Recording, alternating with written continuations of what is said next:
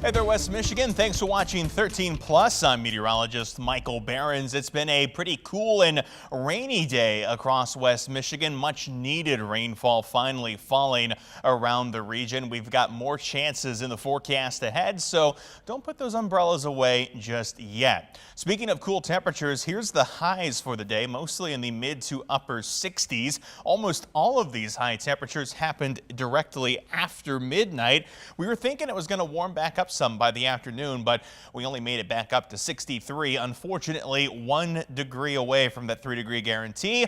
Only the second miss in the last month of forecasting. When it comes to tomorrow, we're looking at temperatures that are about the same as today. That's why 13 weather ball is lit up in green, blinking bright with a little bit of rain still in sight heading through tonight. View of the 13 weather ball is sponsored by Countryside Greenhouse of Allendale. We're looking at temperatures as of 10:18 that we're hanging around in the 50s for most of West Michigan. Temperatures getting close to the 40s for Ludington and Big Rapids, still 60 in Kalamazoo. Those temperatures tonight will fall as winds continue from the north and we start to clear the skies out some heading toward tomorrow morning. We'll be back up into the 60s again as we head toward Monday afternoon. Low temperature tonight will fall to around 50 degrees, warming up to the mid 60s for tomorrow as we see a mix of partly cloudy and mostly cloudy skies. We'll build the cloud cover back in as we head toward Monday evening with showers taking back over as we head toward Tuesday. Most of the rain will be from Grand Rapids to the south on Tuesday, with our northeastern counties staying a bit on the drier side. Temperatures still in the 60s for your Tuesday. The radar out there as of 10:18 again shows pretty quiet conditions developing across West Michigan. Most of the rain now off to the east. We're going to be in a little bit of a dry period here as we head into Monday, but again, that changes once again as we get into Tuesday. The system that's bringing the rain off to our east going to spin back around, and we're going to see that rain wrap into West Michigan by the time we get again toward Tuesday.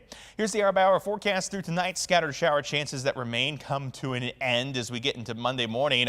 We'll see some clearing in the sky, sunshine poking through partly cloudy skies.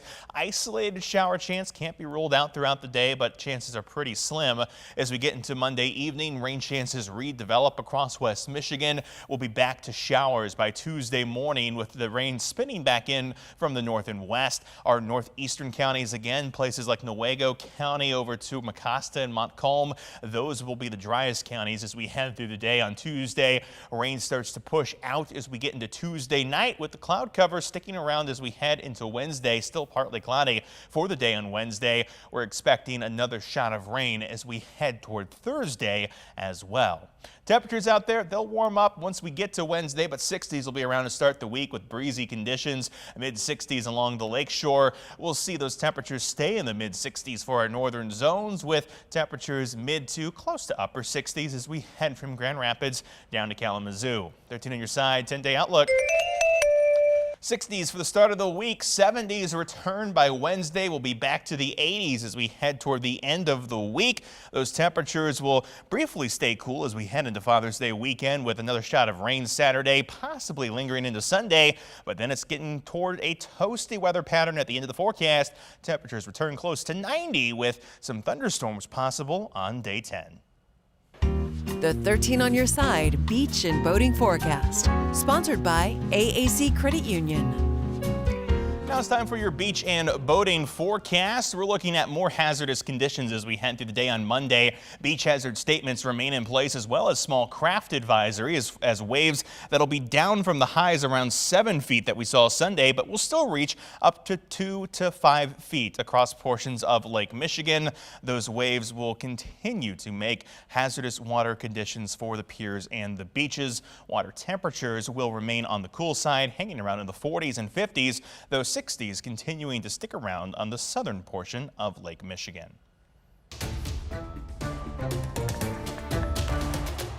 Now, as you saw in the forecast, it's not all rain chances this week, and if you're looking for ways to enjoy the dry weather between the rain in our forecast, over in Muskegon, you have a chance to tour the South Pier Head Lighthouse at Pier Marquette Park. Tours are every Friday through Monday from 1 to 5 until Labor Day. Tickets are $5. The city of Muskegon is working to take ownership of the South Pier Head Lighthouse as well as the South Breakwall Lighthouse. And speaking of Muskegon, the cruise season began this week and it's expected to be a record year. There are 19 scheduled stops in Muskegon this year. That's 2 more than previous. New this season, cars are not allowed in the secure area along the dock, but pedestrians are, so you can still get a close-up look at the ships. And if your travel plans keep you on land instead of the lake this summer, you'll have more places to charge an electric vehicle across Michigan.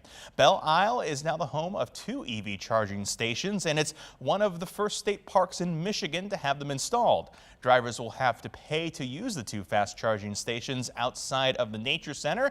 Other charging stations at Bay City and Holland State Parks are free to use. Michigan DNR says 18 state parks in Michigan will have EV charging stations by the end of the year.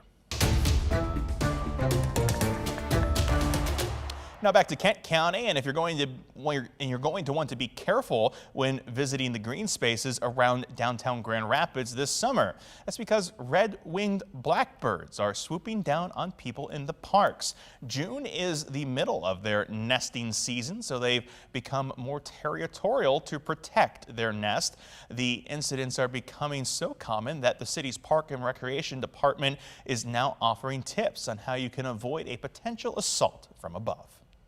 Key among them, I think I remember, sounds kind of weird, but don't make eye contact because then they tend to avoid you and they're not going to swoop you and think that you're a threat. Other things you can do is stay away from their nest and take a different route, as well as wearing something on your head while you're in those areas.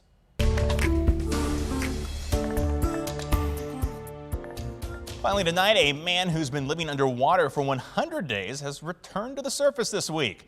Dr. Joseph Dietery set a new record for the longest time living underwater without depressurization. He was submerged 30 feet in Key Largo Lagoon in the Florida Keys. The project aimed to learn more about how the human body and mind respond to extended exposure to extreme pressure in an isolated environment. Dr. Dietery, also known as Dr. Deep Sea, stayed in an underwater lodge during his stay. It's not quite the same as a submarine. The lodge is set to mimic the pressure underwater. He didn't need to stay underwater as long as he did to break the record, but he did anyways. And now you're up to date on the latest stories from around here in West Michigan, as well as the forecast. You can always find more at 13onyourside.com or by downloading the 13 On Your Side news and weather apps. For now, though, thanks for watching 13 Plus. I'm meteorologist Michael Behrens.